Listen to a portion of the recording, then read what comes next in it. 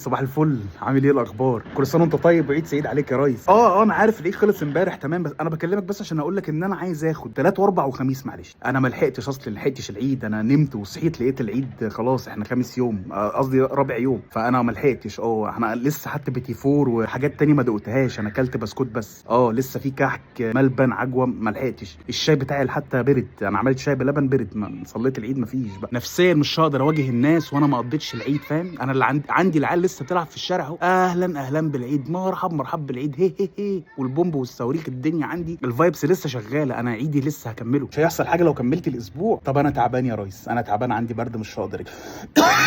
ثواني اعمل ليمون سخن واكلمك. طب هاخد حقنه البرد واكلمك يا ريس، مع السلامه.